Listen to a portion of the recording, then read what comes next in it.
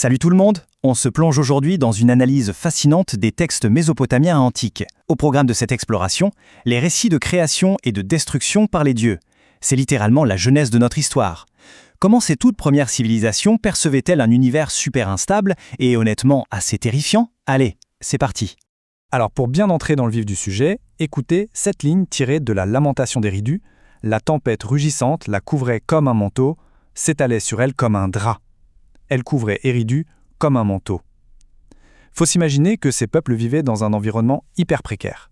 Des crues complètement imprévisibles du Tigre, des tempêtes dévastatrices. Pour eux, la nature, c'était l'expression pure, dure et directe de la volonté des dieux.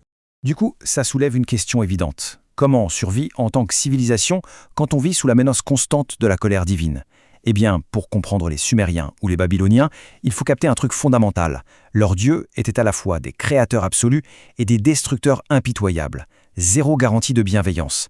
C'était un équilibre ultra volatile à maintenir, parce qu'une simple erreur de culte, et paf, c'était l'anéantissement. Première partie, l'ordre né du chaos. Bon, avant le ciel, avant la terre, il y avait quoi? Le chaos aquatique. Et au centre de ce chaos, on a Tiamat. Elle, c'est la personnification de l'océan d'eau salée primitif.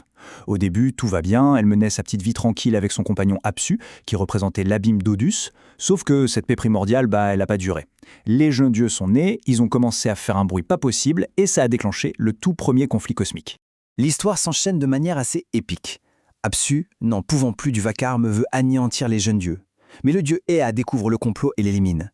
Évidemment, Tiamat est furieuse. Pour venger son compagnon, elle crée une armée de monstres venimeux, un truc vraiment cauchemardesque. Et c'est là qu'arrive Marduk, la grande star de Babylone. Il affronte Tiamat, la tue, et c'est là que ça devient fou.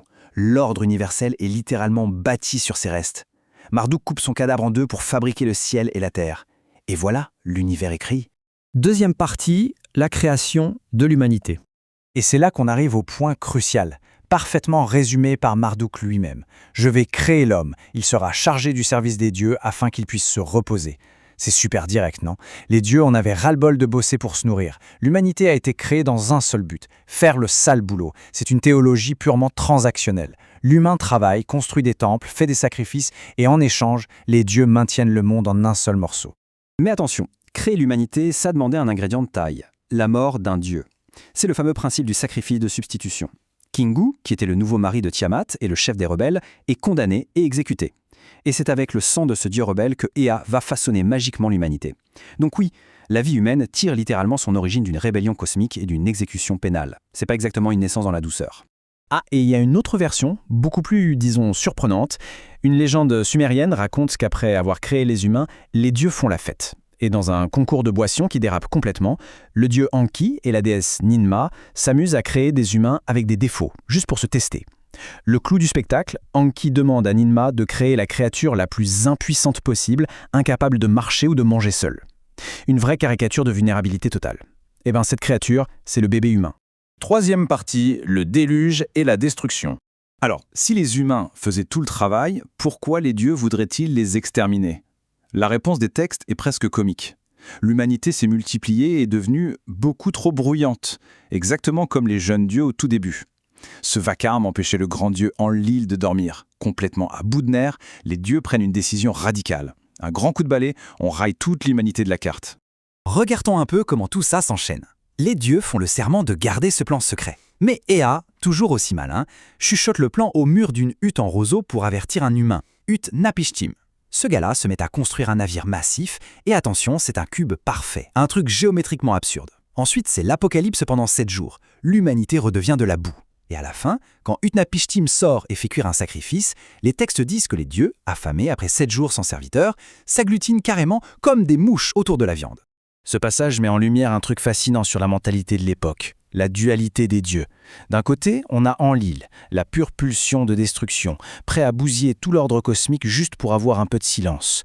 De l'autre, on a Ea, plus pragmatique, miséricordieux de façon presque rebelle. Il a capté un détail vital. Si l'humanité disparaît, les dieux meurent de faim. C'est cette tension permanente entre destruction impulsive et préservation rusée qui fait tourner leur monde. Quatrième partie, la destruction des sanctuaires. Ce chaos cosmique, il se traduisait aussi dans le monde physique. Quand une ville mésopotamienne se faisait raser, on réutilisait la même imagerie apocalyptique que dans les mythes de création. Les complaintes parlent du souffle du terrible, d'une tempête ravageant le temple sacré. Pour eux, c'était pas juste une défaite militaire. C'était la preuve irréfutable que leur dieu protecteur avait été neutralisé, parfois même décrit comme étant tombé dans un sommeil magique, totalement impuissant au milieu des ruines fumantes. Et là, on touche à un concept absolument dingue, le godnapping ou le kidnapping divin. Les rois conquérants, comme l'assyrien Sennachérib, ne faisaient pas que piller les richesses, ils s'attaquaient physiquement aux statues des dieux. Faut comprendre que la statue, c'était le dieu incarné sur terre. En l'emportant, on arrachait la protection divine de la ville, on prouvait sa domination absolue. C'était littéralement l'arme psychologique ultime de l'Antiquité. L'impact de cette absence physique est super bien illustré par le mythe où le dieu destructeur, Héra, arnaque le grand Marduk. Il lui fait croire que sa statue a besoin d'un petit lifting, d'un bon nettoyage et qu'il devrait s'absenter le temps des travaux. Dès que Marduk tourne le dos, boum, c'est l'effondrement. Héra saccage Babylone, la transforme en terrain vague et réduit tout le monde en esclavage. Le message est super clair, sans la présence physique de la divinité, la société s'écroule instantanément. 5e et dernière partie, le fragile équilibre cosmique. Après le fameux déluge dont on a parlé, il a bien fallu trouver un nouvel équilibre. L'humanité devait reprendre le boulot, nourrir les dieux, faire les sacrifices. Mais les divinités, ayant frôlé la mort par famine, ne voulaient plus jamais risquer une surpopulation bruyante. Alors, ils ont sorti de nouvelles règles assez brutales. Ils ont intégré la mort naturelle, la mortalité infantile et l'infertilité au code source humain. C'était le nouveau contrat. Le système tourne, mais il est régulé de force par la maladie et la fragilité inhérente à notre condition. Évidemment, vivre avec une telle épée de Damoclès au-dessus de la tête, ça fait gamberger. Vers la fin du 2e millénaire, on voit apparaître des textes poignants comme le Job babylonien. L'auteur, un type super pieux qui faisait tout bien, perd tout, tombe malade et s'écrie « Ce qui est bon à ses propres yeux est mauvais pour un dieu. Le plan d'un dieu est fait d'eau profonde, qui peut le comprendre ?» C'est le constat désespéré que notre morale humaine n'a rien à voir avec celle des dieux. Leur justice est aussi imprévisible et sombre que les abysses de Tiamat. Et ça illustre brillamment la réflexion finale de notre exploration d'aujourd'hui.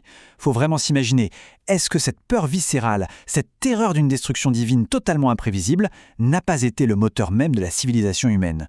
Quand vos dieux peuvent ramener l'univers au chaos sur un simple coup de tête, bâtir des lois strictes, des villes fortifiées et des rituels hyper millimétrés, ce n'est plus juste pour le confort, c'est une stratégie de survie à l'échelle cosmique. Ces mythes, c'est pas juste de vieilles histoires, ça nous montre comment l'humanité a toujours cherché à structurer l'imprévisible. Merci de nous avoir suivis et gardez bien tout ça en tête la prochaine fois que ça gronde dehors.